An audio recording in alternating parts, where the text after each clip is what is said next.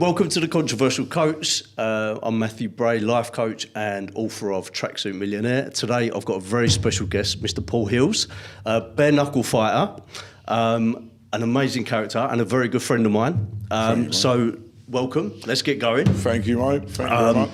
So you've got a new documentary coming out? Yes, we've got documentaries coming out.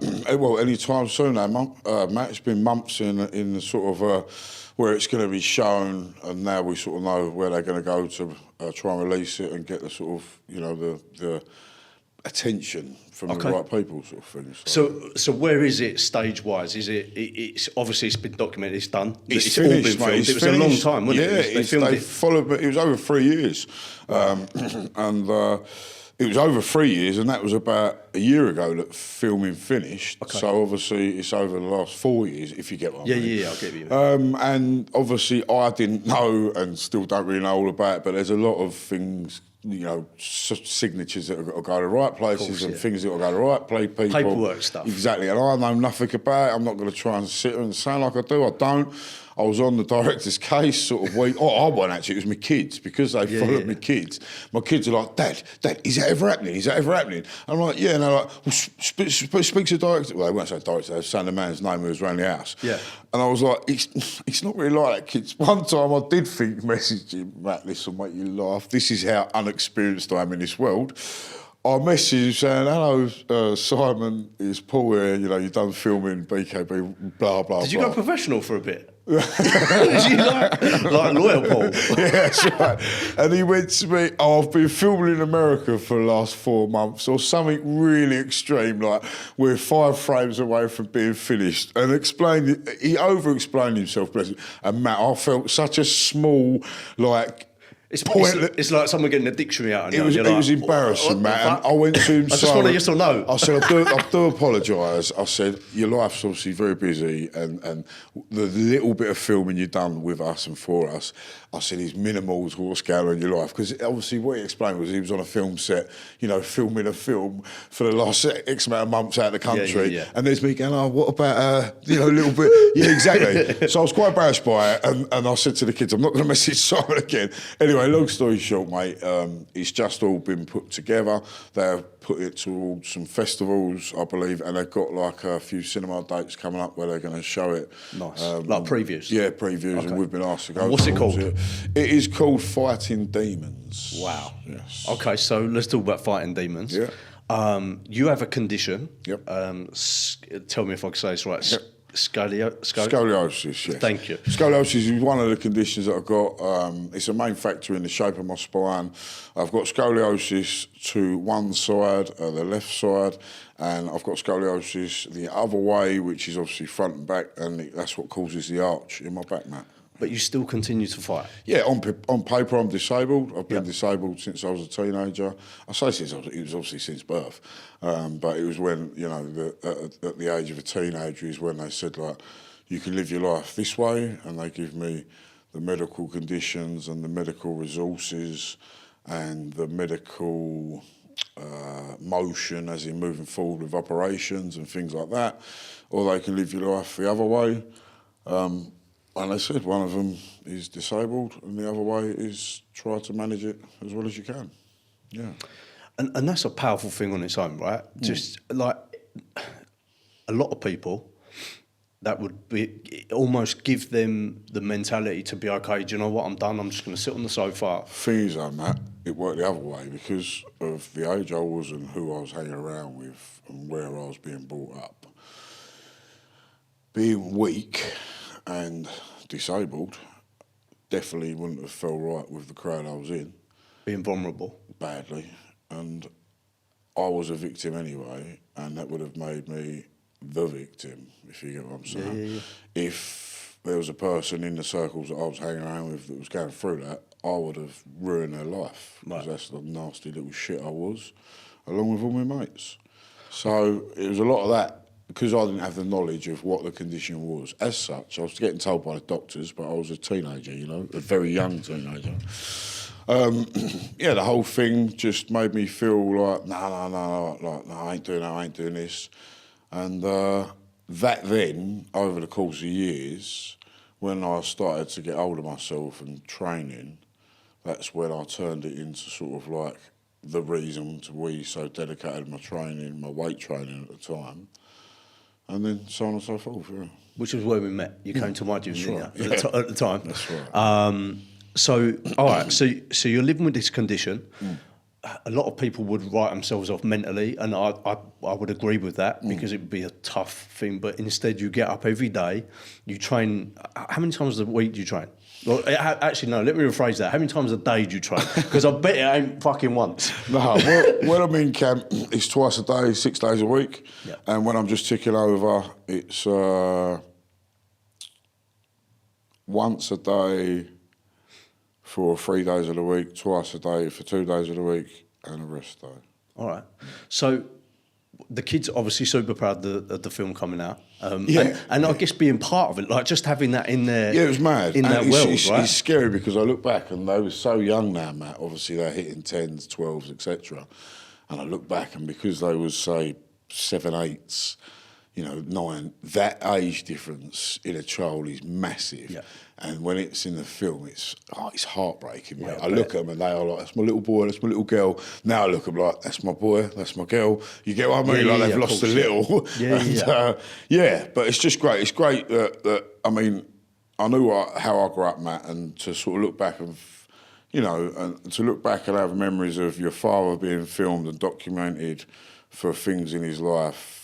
It's a powerful thing. Do you know Proud what I mean? moment, Yeah, mate, it's isn't right, mate. It's great. And it's nothing. The kids are never ever going to forget that, right? No, They're that's always right. going to No, remember that's exactly that. right, And yeah. so not only have they got, like you're very much in their life, aren't you? The kids, like So so, I'm split custody of my children, so, which is yeah. fantastic, right? For any dad to be that's right. 50-50 is And fucking one, awesome. there's a lot of dads out there, no disrespect to them, but there's some dads out there that can't handle of losing their life to dedicate from bringing children up. But I wanted full custody, Matt, when it come to the situation we was in. Yeah. Like, they are my life. My no, fight I and my agree. children are my life. And my work, working to sort of, look after both passions, fighting and my children. They're on par, aren't they? Yeah, that's it, For mate. me, it's the same Yeah, thing. exactly like kids. 100% on Yeah, par. that's They're right. both the same. But you put equal amount of you do into your children as you do into What to you your work put in, you ethic. get out. And that's Exactly. emotionally, financially, family-wise, everything, All right, so I want to go back a little bit because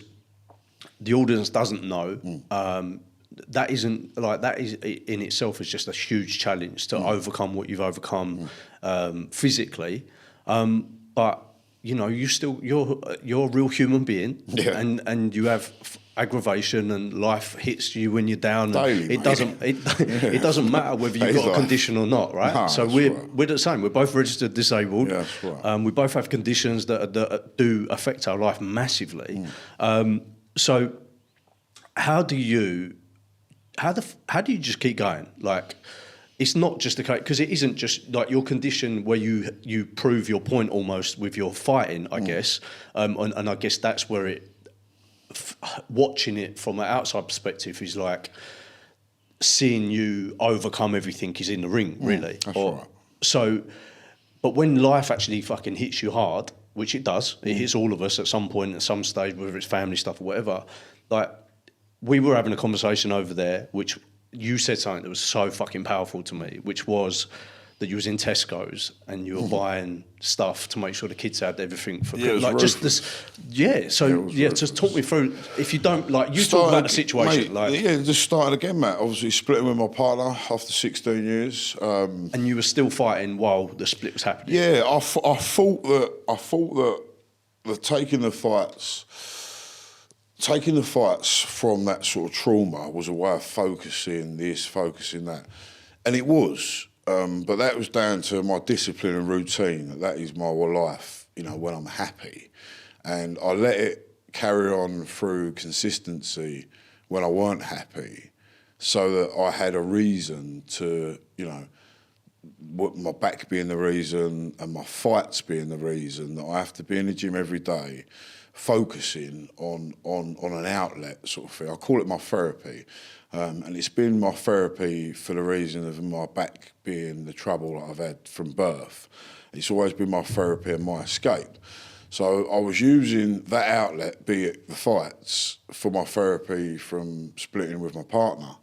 I didn't really know I was doing it at the time, but now I'm sort of like in a good place. I can look back and make a good judgment on it. So I was taking the fights, so I had the training camps, so that no excuses, I had to be in that gym. And then by doing what I was doing, it was sort of like, it was releasing the emotions and the depression through the breakup, because I felt like I was bettering myself with my training. And the fight thing is something you have to do as a professional, because it's part of the parcel. You do, you know, your 3 months of training, and then the test is the fight sort of thing.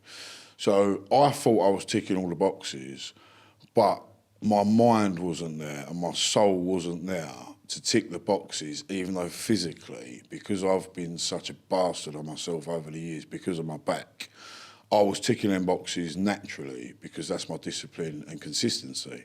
So when it came to fight night, I thought I was ready, and I did. And people say, oh, you weren't there, you shouldn't have pulled out that fight, this and the other. I was there, I was conscious of what I was doing. I knew I was in training camp. I knew I was putting myself, you know, in that zone, in that place. But you can't deliver on that, Matt. It's okay ticking them boxes, but fighting's a spontaneous thing and it's a reflex thing, and that's the brain included. And when you go in that ring, your opponent has his most heightened senses of everything, and so are you. But naturally, when your senses are heightened with emotion, when it comes down to the physical attributes, they can't fire at the same rate as someone that's heightened their physical attributes over their emotion. Right. You don't know that until fight night. Yeah. You can be as confident as anything, but it's until that bell goes ding, you don't know. So yeah, for the last 2 fights, I wasn't really rightly there, but I take nothing, you know, the losing, I think I won one, lost one, but I still wasn't there for both of them, even though, you know, result is irrelevant. It's irrelevant to me because I'm not someone searching for gratification or satisfaction through winning. The winning and loss in there is irrelevant to me because me coming through and still turning up, because that's what I do, no matter what I'm up against, I still turn up, and that's in everything in life. I succeeded, you know, it wasn't with the win, but it was the win in life because I got through it. And yeah, that's where I was at. This fight, coming off the back of that, I felt I was in a correct place. I'd spent the time with children over Christmas, and just felt like everything was slowly maybe becoming more solid. And then when this fight come, I got put on, you know, I got it put on me by you know, the company saying like, we cannot pursue, you know, the sort of role of your career unless you're willing, Paul. It's great that you're a 43-year-old and everyone likes your attitude and you're a fan favourite. You put everything into your fights. You commit everything, this and the other. Off the back of losses, what can we levitate to? You know what I mean? Yeah, you're in a sport where you've got to win. Yeah, got you. And it was a cold-hearted truth, Matt. You know what I mean? Because I've always. In any professional sport, it's about levels. Yeah. And it don't matter how good and how much will and how much intent and how much of a good person you are and how much you want better for yourself. You get to a certain level and you will get your ass kicked. Yeah. And that is the cold-hearted truth of professional sport. That's why I feel like it doesn't matter like what's going on and who I want to fight, and I'll fight the best out there. You get to a certain level, it doesn't matter. You're not going to mix it with them, if you get what I mean. Yeah, got it. And unless I'm winning, Matt, BYB, BKB they can't put me on for things. And they're the federation. Sorry, that's for right. anyone that doesn't know. That's right. That's it. We've been bought out by the Americans now. Okay. So that's them, and obviously I need them wins. Do you get what I'm saying? Yeah, so of course. This fight, mate. It was a win-only situation, as corny as that seems. And straight away, there's no one I fight that's my own age. The fellow I'm fighting straight away is 5-6 years younger than me instantly. Yeah. I look at him now at 35, mate. You're in your physical peak. You know, he's in good shape. Do you know what I mean? I ain't in so good shape. Do you know what I mean? And it's all challenges, mate. And I went in there with like the mindset that it's do or die, man. And I think he knew when we started going into them little trenches. There's places in bare knuckle which, even though it might not look too spectacular, it's a gritty, shitty place, and you can sense the character of your opponent and exactly what's going on. And I think Dean felt in a few of them situations like, I'm about it, Matt. When it's going good or bad in there, I'm about it. Do you get what I'm saying? Job. Yeah, and I'm willing to fully commit, even when it's going wrong. I'm willing to commit even more to it. And they sense that, and he definitely sensed it. And it showed, mate. Do you get what I'm saying? When you say he, who was Dean, he at the my time? opponent. Right, Dean, okay. Dean Patterson. Lovely fella again. Most of my opponents are great people outside the ring. Yeah. Obviously, for them 15 minutes, he's the absolute scum of the earth, and I'm going to absolutely destroy him. As soon as that bell goes ding, mate, I love him. You know what I mean? Yeah. So, okay, so that's led me on to exactly where I wanted to be as it goes. So, the last fight, Yep. if anyone hasn't seen the clips, you've got to check this out. There's a lot of fuck you. Oh, God, fuck, yeah. But I understand that. So there is always that. I'm pleased you do, because I didn't really get it. But A lot of therapists understand it too. No, but like that build up, that aggression, and then you let it out and you haven't finished. The guy's gone down and you haven't finished yet. Nah, you're like halfway through your session, I guess. I didn't actually think that what it was is I'm sensing these little bits, and then when he went down, I'm sure he held onto his knee, and it's quite understandable because of our rules where we can grapple on the feet, Right. sort of like to a certain sort of, it's like MMA on the feet where you can hold behind the head and plumb clinch, like Thai boxing. Yeah. And sometimes your legs do go, if you're a boxer or something, your legs do go because of the way you pull and push each other. Dean's ex-MMA, he's had a hell of a lot of professional MMA fights. Right. So when I thought it was his knee that went through us, I think we just exchanged on the ropes and he sort of dropped off. I sort of was a bit like, but I thought if his knee's gone, I think my first words were like fuck or something like that. It's definitely fuck you. And then when I looked round again, he was holding his hand. That's when I went, fuck you, because I'm thinking, was that... And then I thought maybe I imagined him doing that to his knee, but then I sort of just too many stuff, yeah, too much stuff and going on. what happened was, Matt, the reason that released, and I've explained this to Dean and his coach, because I'm not that person that does all that. And well, you can see that after, because you go straight to him and you butt heads. Yeah, because like, I was in a nice way. Yeah, mate. It was the aggression goes, the emotion takes over. He had said in a respectful way as well. He said, "Listen, Paul's 43. This is his 17th fight. You know, like his retirement's close, and if I take his scalp and retire him, like I'm, you know, that's something I want. So in theory, mate, he said he wants to retire me. Yeah. Now." I fight that demon, and I've done for the last 10 fights because theoretically I shouldn't be doing what I'm doing. So retirement's always in me, but he ain't going to decide that. And I'm a strong enough character that I will fight for that right to make that decision that when it's time to retire, I'm going to pull the plug on it. He set the challenge. So that was it. Like, that really went out of about next career fight. Am I going to fight this year? It was all like, are you going to retire me? No, I've got something for that. Yeah. And that was it, bruv. And that was when that happened, like... Because a lot of people don't know the backstory to it. They don't know what goes on, the exchanges. Right. They buy a ticket, they turn up, fight and then they go, well, I don't know what that was about. That's right. But the reality is, he'd crossed the line, really. No, because he was really respectful with it. And he's a young man. What I mean is, mate, like his interview's totally respectful. There's none of that shit, bruv. He literally, he's talking to the camera, calm, nothing of anything. And he said, Paul is 43, and obviously, like, if I was to get that, like, if I can retire him and he retires after this fight, like, you know, I'd love to get that scalp. Totally respectful and totally honest. Wow. That when people fight me, mate, that's what they want. I've got 17 bare knuckle fights. Yeah, of course. You know what I mean? And it's not even like, it's like my record is, I'm 9-8 with 8 knockouts, 7 first round knockouts. You know what I mean? Like, what I mean is, if you do finish me, like, you've done well, you know? And another thing, this fight was the only... So, every fight that I've won by knockout win, I've been 79k. Right. Every fight that I've lost on cuts or been knocked out, I've been 76 or under.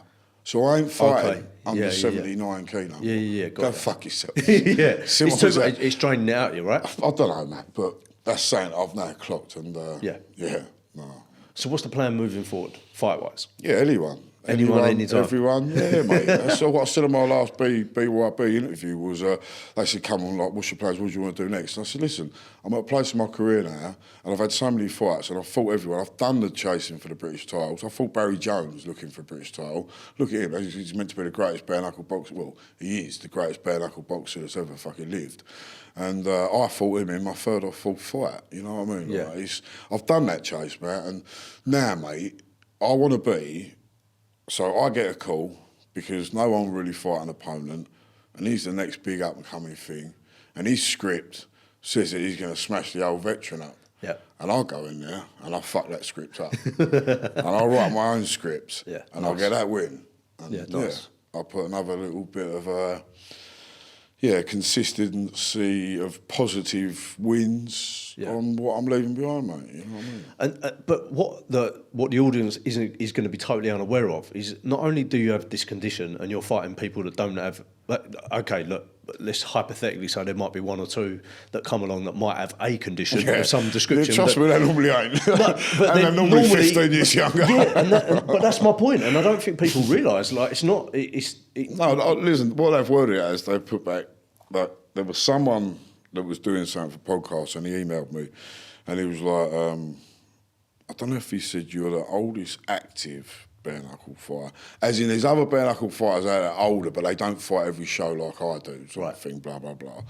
And then he went to me, you're probably one of Europe's most experienced bare-knuckle fighters, or Europe's most experienced. And I went, fucking, no, I wouldn't say that. And he said, you've had 17 fights. He said, most people have 4 fights. That's a bare-knuckle career. Right. And when I thought about it, mate, yeah, like all the people that I come into the sport watching and admiring, they've had like 9 or 10 fights. Yeah. Now I've had like 17. But they don't have a condition. That's what I'm getting at. Like, because I as really well. want to drive. Like, it's really important for this show for people to understand you're doing this with a condition that most people, I don't know. Like, what's worst case scenario? What they can't walk, or I don't know enough about it. Yeah, so theoretically. So in theory, if I didn't have the operation by the time I was 17, and then they moved that to when I was 27. I'd be disabled before I hit my 40s. Like, as in a wheelchair, can't walk. Wow. Yeah. And now look. Yeah, man. 17 fights in a dangerous sport. It isn't. It didn't start there, though, mate. The first thing I said to me was like, you can't pick weights up. Right. I got to 18 stone 4 in your gym, and I was a gym slag, so it weren't just your gym, but you was definitely fucking slag. Yeah, I know, I was bad, but yeah, no. And then obviously from that, I nearly killed myself doing that. And then they was like, you know, you can't do this. You definitely like asked if I could box. I said, no, you never box. And I had 20 odd fights unlicensed, and then they said I went to try and go professional. And they said, we're not going to give you a professional licence because you're disabled on paper. Wow. And then I called a hearing on with the board, and I've got the doctors, my spinal doctors involved to write things, this, that and the other, to the British Boxing Board, and I was granted my licence because I thought I was going to only have 1 professional fight. I ended up having 6 at 3 different weight classes, fighting for 2 titles and winning a professional title. There you go, fucking hell. Then I retired at 38 then, yeah. And then I started BKB. It's fucking mental. So absolutely that mental. was all because obviously the same thing. You know, I think you're too old, like your back's definitely going to, you know, it's going to become a factor in the next year or so because of your age. And I was like, oh, I think I want to have a bare knuckle fight. Set out to have 1. I've had 17 now, and I fought in Miami. So wow. Yeah. Wow. And mate, what I love is our stories are similar, as in doctors or whatever saying you can't do this. That's right. Yeah. So, and I think that takes a certain character and mindset to. It does. It does with the situation as well, of where I think, Matt, we don't realise that. So. You use, when you're younger, emotional strain, trauma, whatever, and you go in the gym because you think your dick's bigger than the next man's dick, and you got to be this big tough man, this and the other.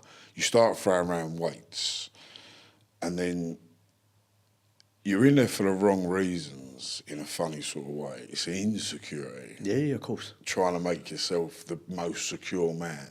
looking Yeah. most secure man. Yeah. But really you're the most insecure man, if that makes any sense. Of course, yeah.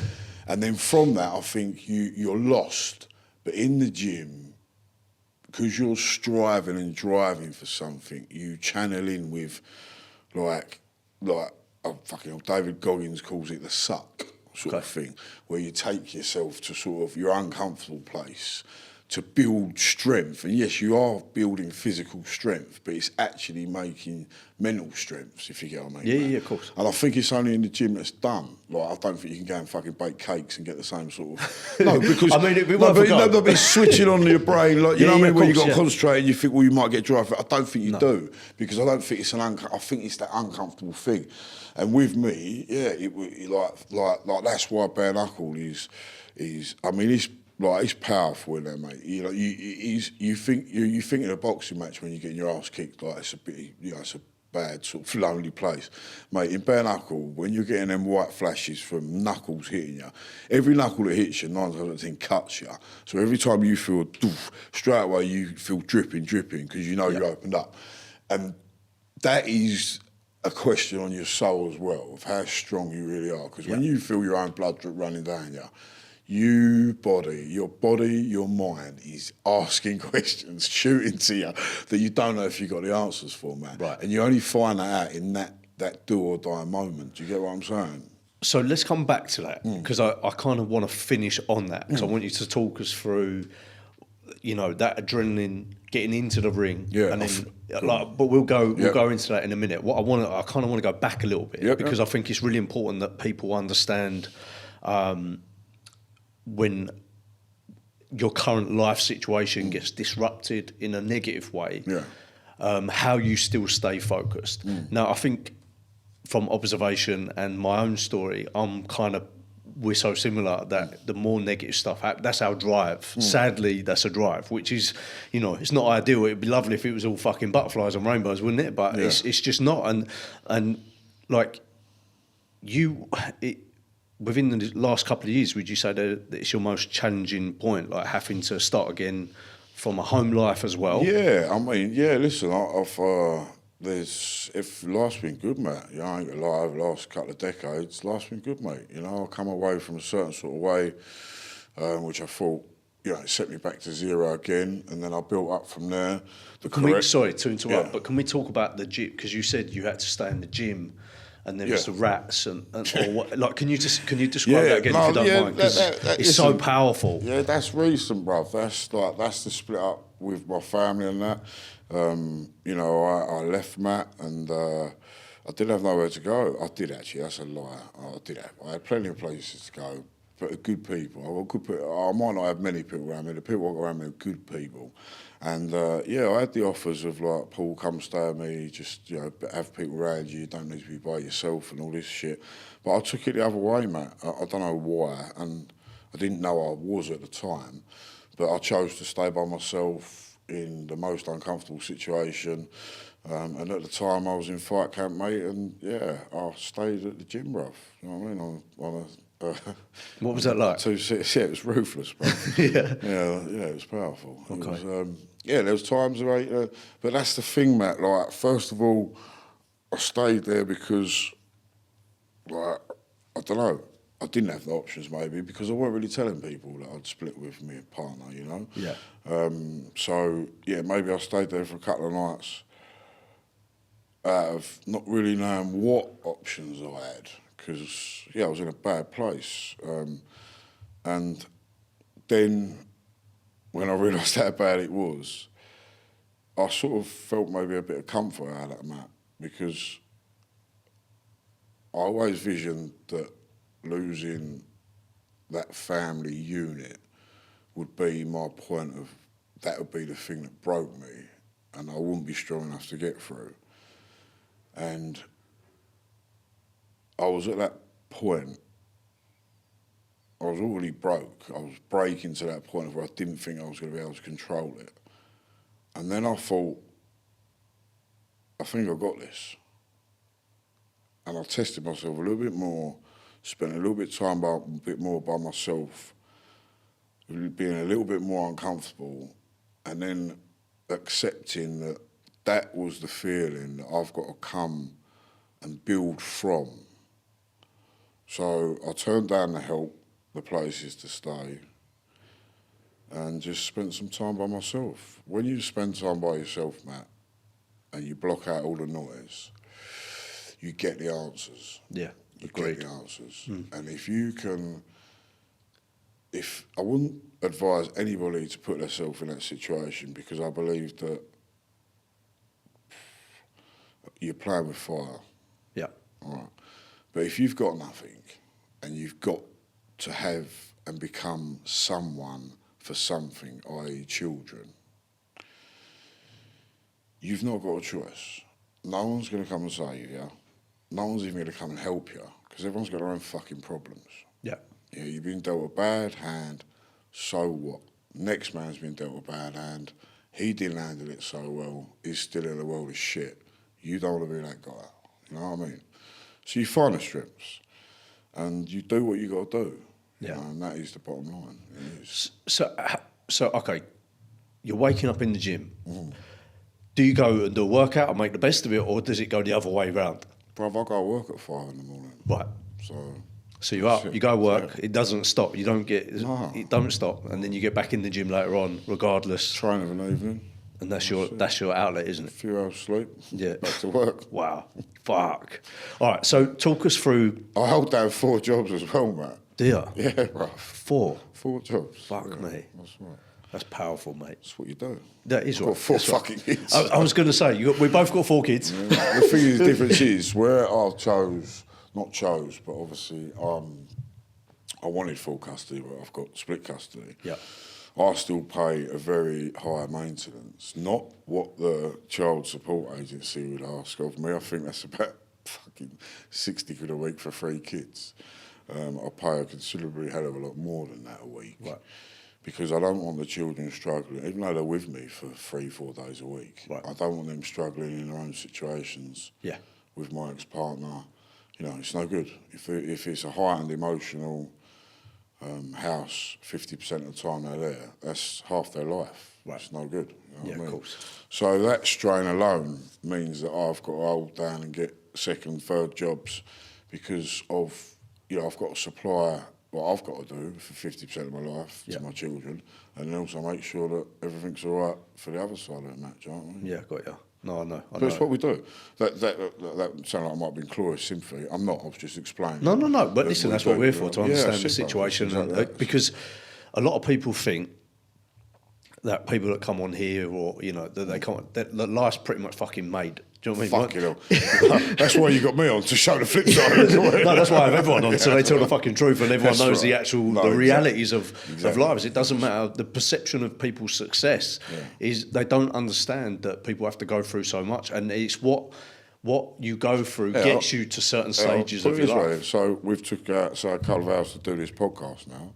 I've got to go back, sort my boy out. He's got an appointment, pick him up from school, then drop him back. Then I'm going back. The work that I've missed now, because we've got light now till 7 o'clock, I'll be working 5 till 7 to finish my work off that I've missed for this. Got you. Where people will see me on here and think, oh yeah, like, I bet he ain't got a job or whatever. No, that's what they think about me. Well, whatever. Exactly. Yeah, but Matt, it's exactly, that is what I'm saying to you. No. I know what you're saying. Yeah. Yeah. Yeah, it's that people's perception is so different to the reality. It's simple as that, isn't it? Yeah. All right, so let's talk about reality. You're from the you've done all the hard work in the gym. Mm-hmm.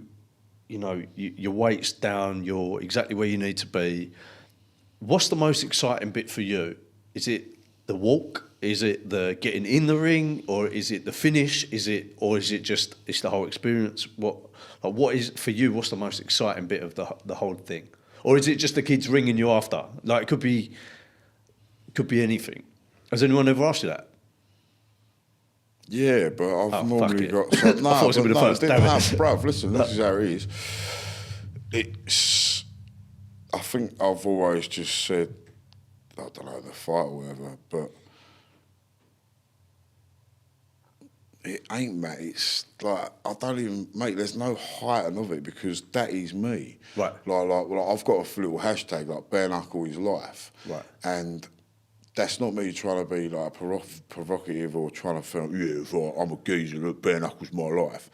that's like I'm winning, mate. If I'm up every day running, training, I've got a date for a fight. If I've got a date for fights, it means that people want me to fight. It means I'm doing something right on that side of it. Yeah, got you. And then if I'm being able to get the fights, mate, it means that physically I'm better than most straight away, because a lot of people ain't professional athlete. So straight away I'm buzzing. I'm just buzzing daily that my body at 43, and I'm 44 next month actually, fuck.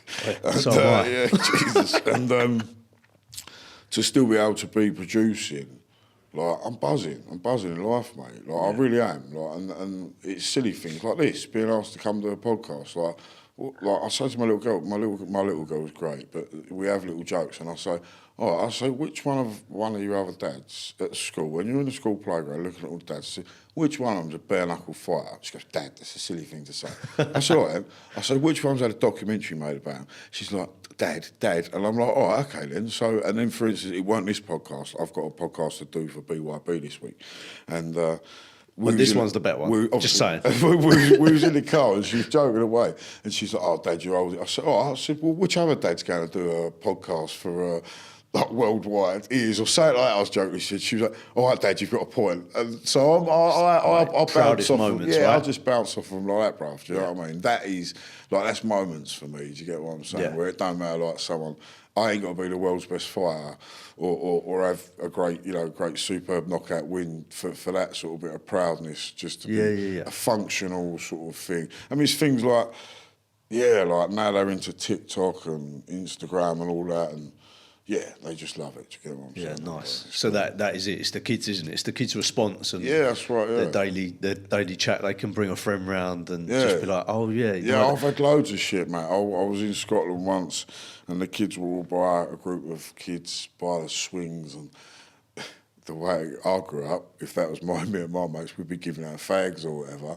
And I went over and I was like, what are you all doing? And my little boy, or it might have been my little girl, she went, oh, Dad, they don't believe that you're our dad. Look, and they had me on YouTube. It was powerful. Brilliant. That one done me. That was a couple of years back as well. Yeah. That was before, because it's only been about the last sort of 10 months, Matt, that there's been like another buzz come around the soul snatcher thing, sort of thing. Okay. And it seems to be lighting up again. But this was like a couple of years back, and when that, like, I see their little faces, like, that one done me. Do you get what I mean? Yeah.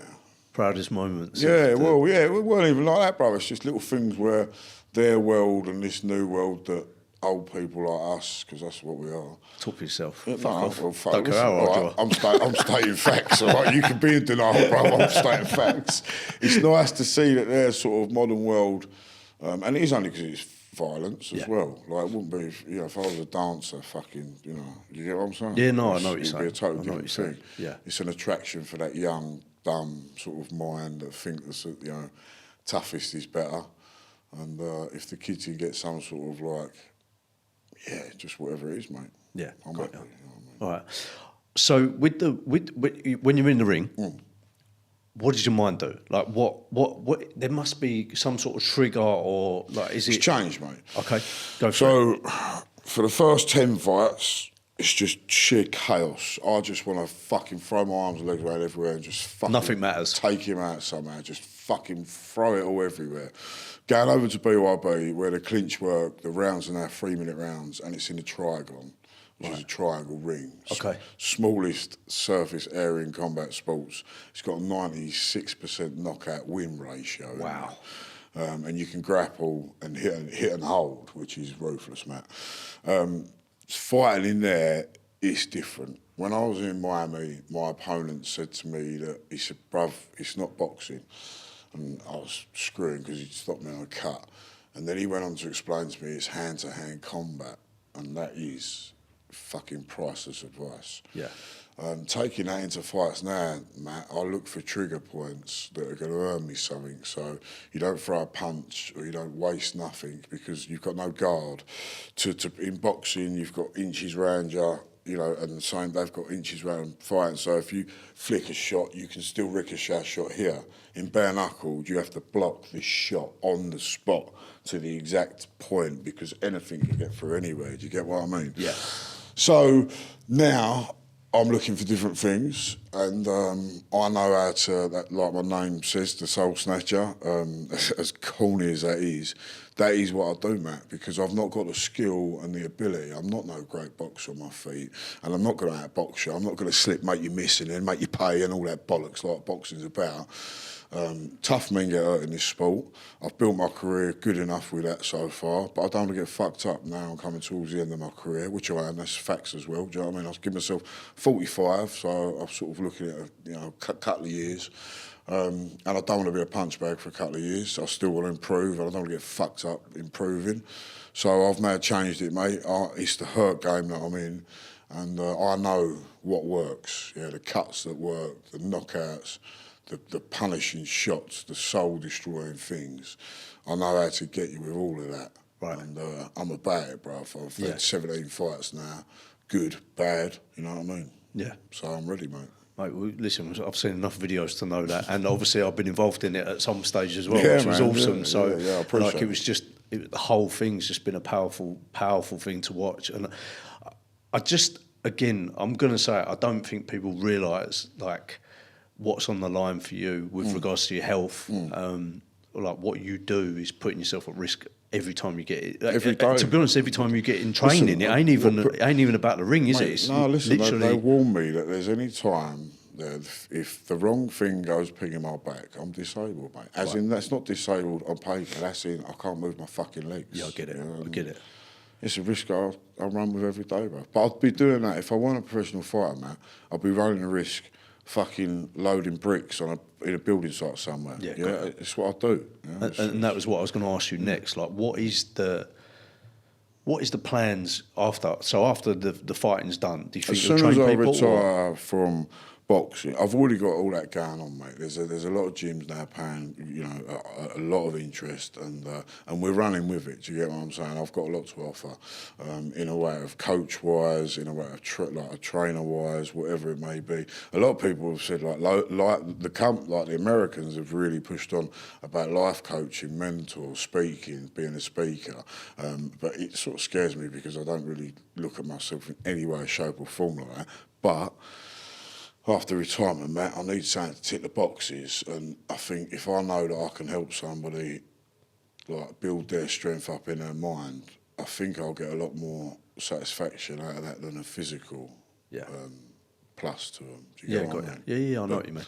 Who knows, mate? You know what I mean? Who knows? All right. So anyone that's listening right now or watching, will be on YouTube as well. Yeah. Any advice you can give them? So we could practice your life coaching shit now, right?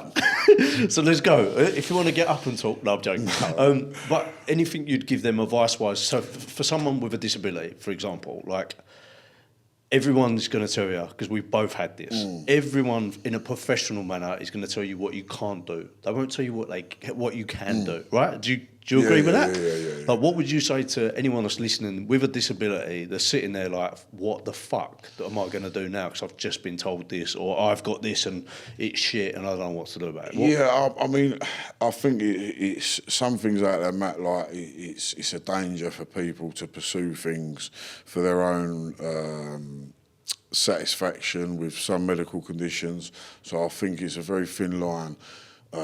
Like you can't give an overall, like, just do this, don't think about this, because you might, someone might take it the wrong way and believe that pushing themselves is, the answer, and it could do them a lot worse. So obviously, I can only speak on my circumstances, but I just think that like there's a really clean-cut way of doing it. You've got to think about it and think about this. So there's two ways to be in life, and there's obviously, you can just be normal, or you can be a victim.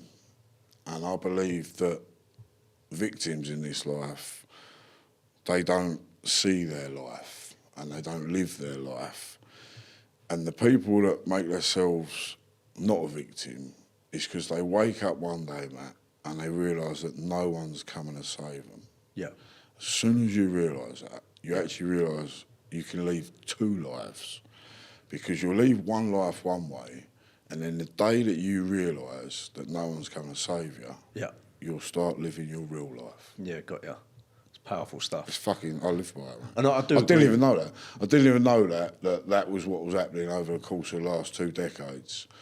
But yeah, the split with the family really made me understand that no one doesn't fucking how much I've done so much right for that unit and my ex-partner, and to have that just ripped out of my soul. Yeah.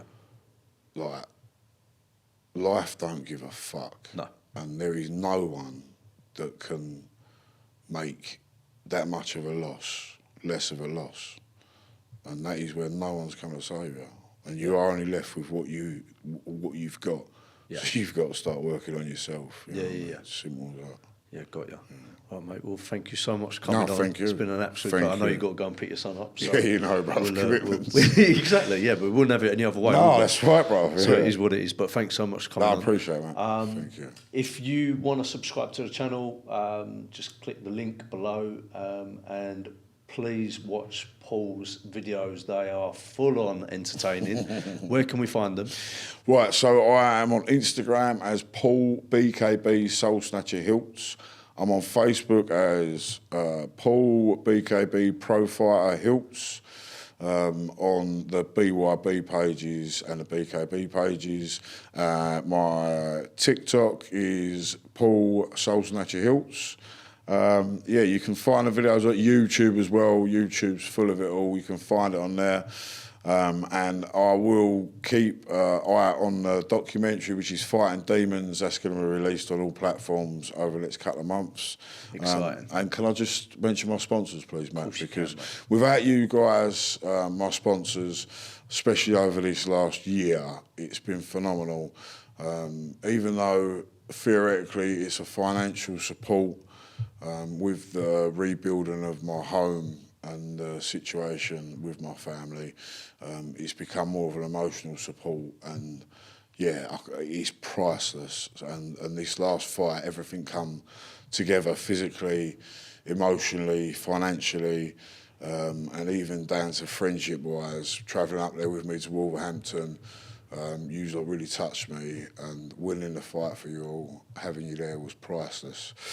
So I want to shout out to Murray Recycling Limited, which is Dave Murray from London with his waste company, Recycle. Any recycling needs, please contact him.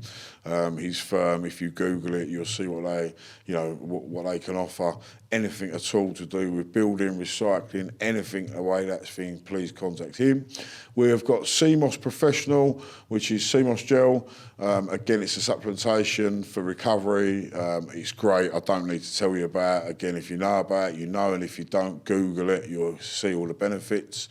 We've also got Clue Chew Tobacco from America. They've supported me now for my last 2 camps. And yeah, them guys there, they are one major professional setup.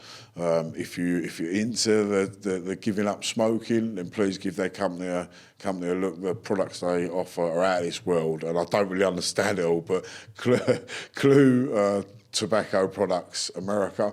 And also I like to shout out to BoxFit UK. They do the best kit out there for the boxing equipment. The shop is the best in the country, and I know that is a bold statement when it comes to boxing outlets, but them boys down there, they're absolutely world class down there. And that's it. Thank you, Matt. You want to show Obviously, big shout out to the controversial coach, which is this man here. Winning. Yes, and his work over the years has proved that consistency can get you places where nothing else will. And Matt's always been cutthroat with his addiction to bettering himself. And I think this next coming year or so, I think you'll see Matt's rewards for his hard work. Oh, thanks, mate. It's a pleasure having you on. No, thank you. I wasn't expecting that, but cheers. I wasn't joking, but I appreciate it. By the way, yeah. It was set up. No, it wasn't that was natural. That was fucking natural. You can hide that bit of paper now. No, I'm joking. Right, thanks very much for coming on, mate. Thank you. And I'll see you again soon. Cheers, bro. Nice one, mate.